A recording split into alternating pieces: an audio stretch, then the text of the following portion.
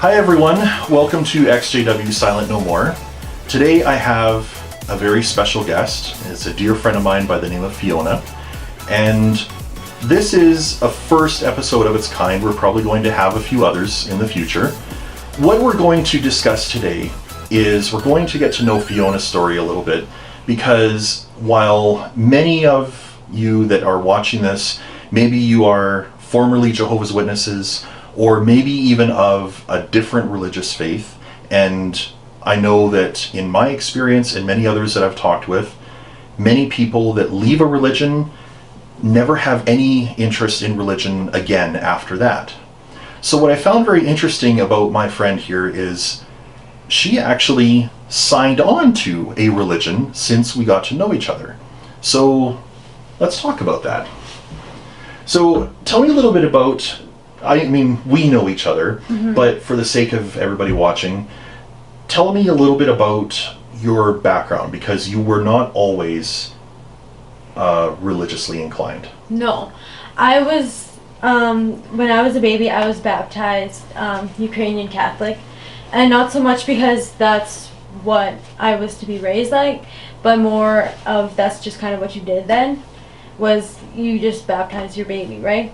And I didn't really have any religion growing up. My biggest religion was watching VeggieTales, to be honest. Oh, okay. So even like when I would think about holidays like Christmas or Easter or whatever, Christmas to me was like Santa comes and brings gifts, and Easter's about when the Easter bunny comes and brings chocolate. Like I didn't really, the only like exposure I would say that I had to religion when I was young was I remember my grandma had like a storybook of like the nativity, like the first Christmas, and I just thought it was like a story, like all my other stories, like here's Cinderella's story, here's this story, this is just another story.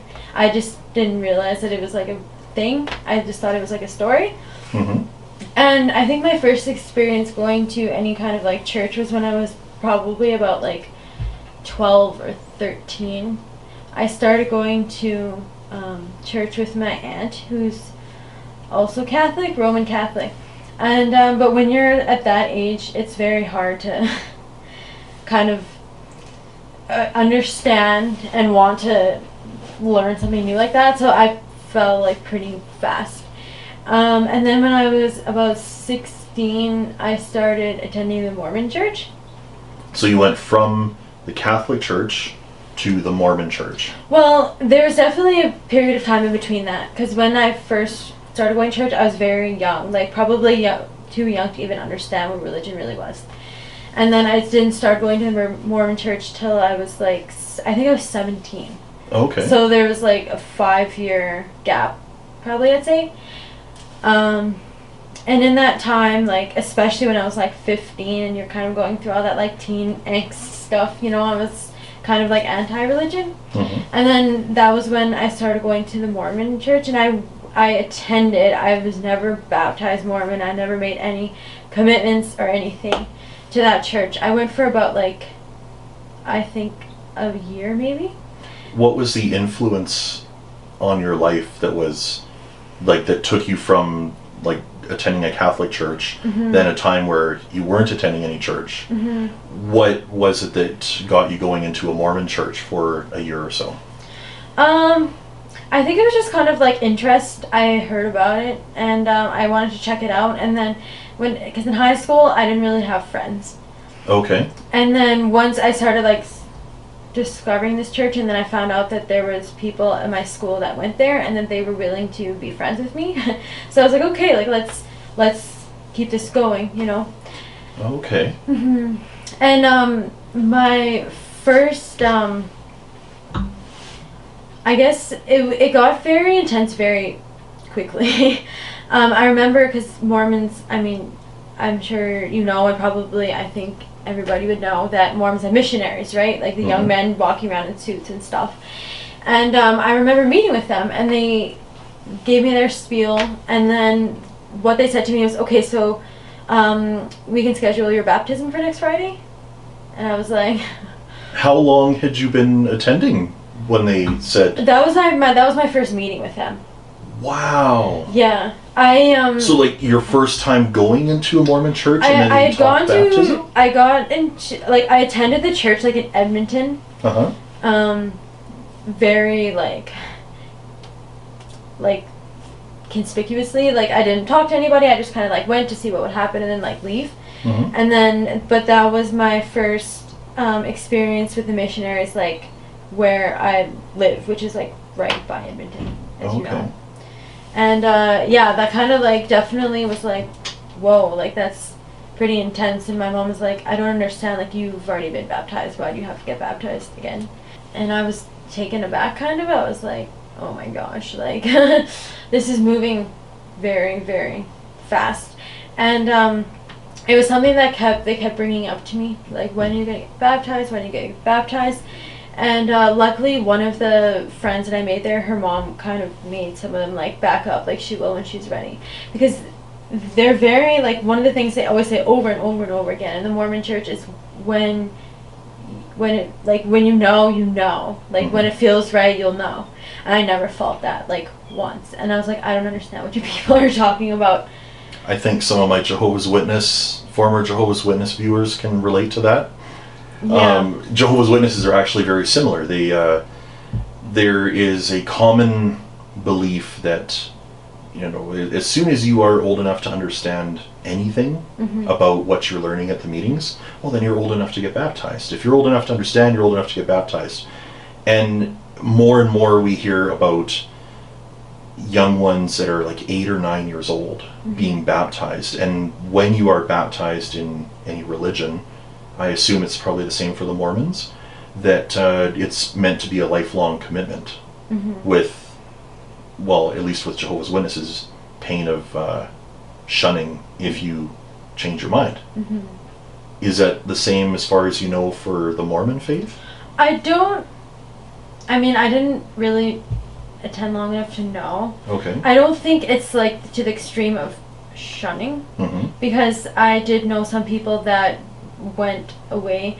Mormons, in my experience, like, not official teaching or anything, for me, when you're away, it's not so much like, what is the matter with you? It's more they feel sorry for you. Like, oh, this poor person, they're out, like, basically in the middle of a wildfire. Like, let's feel sorry for them, you know? Which, so you're not mentally diseased or anything, you're just lost. Yeah. Oh, okay. So I don't think, I've never, like I said, I didn't attend for very long, but I never experienced any kind of, like, shunning or, like, saw anything. I'm sure there have been cases of that, but for me, in the short time I was kind of, like, involved there, I didn't experience any of that. So you said that it was about the time that you were 17 and you attended for about a year.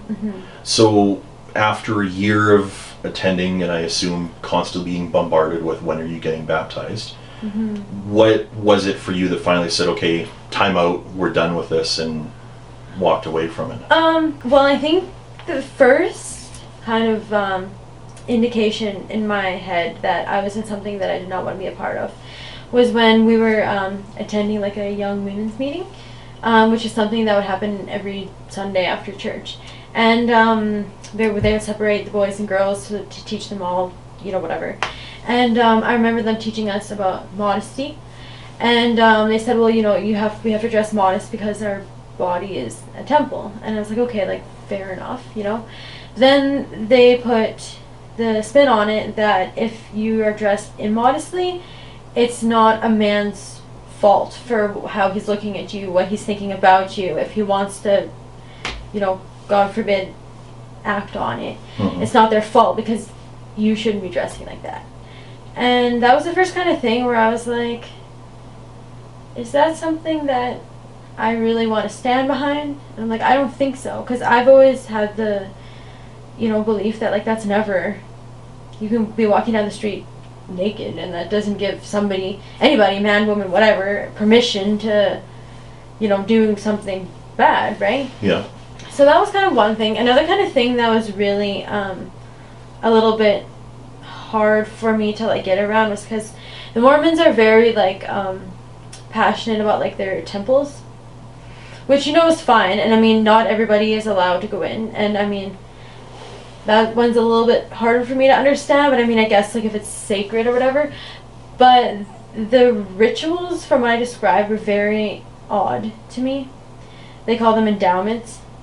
Okay. I don't really know exactly what goes on because obviously I was never through that. But I know the boys do it before they go on a mission or once you get to a certain age. I'm not really sure. And then that's where you get like the stereotypical Mormon magic underwear. Oh. Have you heard about that? No, but this sounds interesting. It's like all Mormons are supposed to wear it. It's once you go through the temple. It's like I've never seen, but it's if you look it up on the internet, and you could probably find a picture to show them. It's basically like a white, and it goes to like your knees, and like a t-shirt, and you're supposed to wear it all the time. And those are your temple garments that you're supposed to wear all the time, besides when you're in the shower. A white t-shirt and a certain kind of white underwear. And so I want you all to know this is a serious question. This is not me trying to poke fun at anything, but like, as far as you know, is this like could this shirt without the logo be qualified as like the white t-shirt, or was it a very specific like supplier? It's specifically provided by the temple. Interesting. Okay. See, you learn something new every day. And to me that was also a little bit strange. Just what because for me, like, I understand how I think pretty much all religion has their like sacred areas or whatever, but like I've never come across a religion that was so secretive. Like, it's not only you can't go in the temple, it's like you can't know what goes on in there. Really? And to me, I was like, so what are you hiding? And so then of course you do what everybody does in 2000 and whatever, you go and Google. Right? So I Googled like what kind of stuff do they do, and they do they get married in their special marriage ceremony. They do what they call baptisms for the dead. So they'll take the names of people that have died and baptize them into the Mormon faith, because otherwise I guess you don't have a chance. And I guess the one other thing, I don't really know what else, this endowment thing before you go on a mission, I don't really know what that involves. And then the one other thing that I found was really strange is that Mormons believe in 3 levels of heaven. Okay. The top level, like the highest, is where you go if you're Mormon. The second one, which is like still really good but like not great, is like if you were like Catholic, Protestant, whatever, some kind of Christian religion, but not Mormon. And then the third one was if you're like a good person but you're not religious. And to me, I was like, all of this was just like this is not, I don't really believe in any of this kind of stuff. When you were attending like the Mormon church, so was it like not in their temple? Like, is the temple an entire building, or is it a part of a building? No, it's an entire building. Okay. For example, in Edmonton, there's many Mormon churches, but there's only one temple. Oh. It's just off the White Mud. If you're ever, and they're always very like immaculate. Like the outsides are kept very like there's stone and there's like fences around, so like you can definitely tell, like if you were to look at a church and look at a temple, you'd be like, that's a temple. Okay. So, but you can't just like go in there unless you've been, and even like in terms of like just because you're a Mormon, it doesn't give you like a free ticket. You have to get a temple recommend from your whoever. Now, before we arranged this face-to-face conversation, you had mentioned in some of our text messages, you had talked about the idea of tithing, and that the Mormon church practices tithing. Yes. For some of you viewers, you may already know about tithing and with the Mormon faith, especially if you watch the Mr. Atheist channel, but just so that we're all on the same page, what can you tell me about how the Mormon church implements tithing? Well, you're always expected to give 10% no matter what. Like, if you have no money to feed your family, too bad. Like, make it work. And they say, well, if the church will take care of you, if that's the case. And you do have to go at the end of the year with your income tax and give it to them so that they know you're giving enough. You're supposed to arrange a meeting at when it comes tax time so that they can look at your income and then look at the amount you've given. Because they don't have like collection plates, they have like little envelopes that you have to fill in your name and all that kind of stuff. Oh, okay. So they know where the money's coming from. And then you're expected to give your income, and then they can see from that if you've given the 10% or not. So you mentioned the idea that the church, like if you are living below the poverty line and everything, you still have to give 10%. Yeah. And the church will look after you. So did you see any kind of evidence that the church follows through on that like members of the congregation would look after somebody who is... No. The only stories I heard about this were that like people would have no money to feed their kids, but they would still pay their tithing, and then somehow food would just appear from another member or like whatever. And I'm like, okay. And this was all just like stories that you heard, sort of anecdotal evidence. Interesting. So, okay. Now, when you decided, all right, I'm done with this, you weren't baptized. Correct. So was it a simple case of like, I'm not going to go anymore? Yeah. And that was it? Did you have any people from the Mormon church kind of coming around like, Fiona, where are you? Like, we miss you in church or in Sunday school or whatever? Not really, because at the point of when I quit, I was going to like what's called young adults, because they have different, they call them wards. Like, there'll be family wards, and then they have like young adult wards, which is just where people that are from like 18 to, I don't remember the age, but I think it's to get them married, you know, because Mormons marry very young. And I was in that group, like just the young people, and I don't know if everybody was just busy with their university or whatever, but it was never really like, I was never approached by anybody saying like, where are you?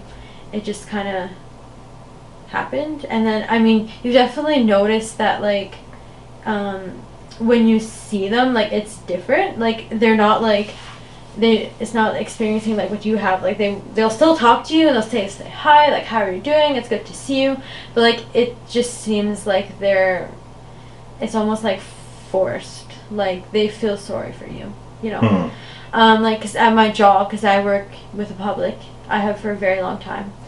And, you know, whenever I would see them, they'd always be super nice, like, you know, hey, how's it going? How's your family? All the kind of normal, like, nice stuff you would ask somebody. But it definitely was not the same attitude as when I was going. You were on the outside, you were lost. Yeah. So a little less love bombing, as we like to call it, and more pity? Would that be a correct word? I think so, yeah. Okay. So... And did you find that was the case like across the board with anybody that you were friends with in the Mormon church? Like, did you have people that you called friends in the Mormon church, or was it people you just saw? Yeah, for sure. Especially the ones that I went to school with. Okay. Yeah. And I mean, I'm still friends with all of them on Facebook. You know, if I still see them, it still is always pleasant. But I'm definitely never like, because I find that Mormons are very contained. They kind of do stuff with each other. They are open to doing stuff with other people, but their natural inclination is to just do stuff with each other. Okay. So when you're not in that group, you're just not in that group, right? It's not like a matter of like, you're not good enough to be with us anymore. It's just they're inclined to hang around with each other. Kind of like a clique. Okay. Yeah. And so the last question I'm going to ask you about the Mormon church. Do you know if the Mormon church that you associated with here in Edmonton, did they ever partake in any sorts of charity work or things like social programs, soup kitchens, anything of that nature? I remember going to this one like young adult thing where in the afternoon they took us to Galaxyland, but in the morning they took us to do charity work. But the charity work, and it's not charity work to me, it was going to the graveyard and getting names of people to baptize in the temple.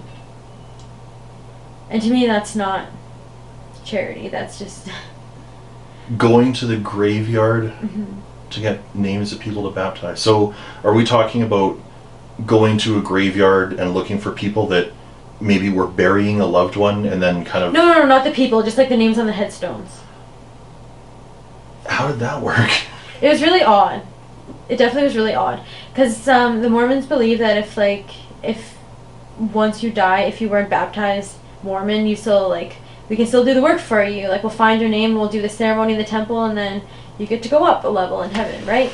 Oh. So we were, I guess, just trying to help people out by getting them to the highest, but then that takes away their choice too, right? So, did you ever have a copy of the Book of Mormon? Yes. Do you still have it? I don't think so. I'm pretty sure, because I had two. I had the free one that the missionaries gave me, and then I bought myself like a nice one. The nice one I ended up giving away. I think the old one, to be honest, I think I recycled it. Okay. And from what I understand, the Book of Mormon, the Mormon Church reveres the Bible as inspired Word of God. Mm-hmm. But then they also have the Book of Mormon, which they feel is also an inspired work, but it supplements the Bible, and I've often heard the term fills in the blanks. Yeah, I mean, I never really got any of that. They also have a third thing called Doctrine and Covenants. The Book of Mormon, I mean, I did read it. I didn't really... It definitely feels different from the Bible, so I definitely would argue anybody that said fill in the blanks, because the narrative is just definitely different. It's more like an American-focused religion. Because the Mormons believe that Jesus came to America. And that the Garden of Eden was, like, in Missouri. And that Zion or whatever is in Salt Lake City. Mm-hmm. So it's very, like... I don't really remember a lot reading it. I remember the Doctrine and Covenants was more the weird stuff. Because that's just it, Doctrine and Covenants, right? That was more about, like... Because about the practice then... I mean, I know it's not really practiced by Mormons today, at least in the modern church, but like where, you can have more than one wife. Oh, okay. And all that kind of stuff. Jehovah's Witnesses have an interesting parallel, if you will. A double book set called Insight on the Scriptures. It was like picture 2 Bible-sized volumes, covers every subject from A to Z. Oh, okay.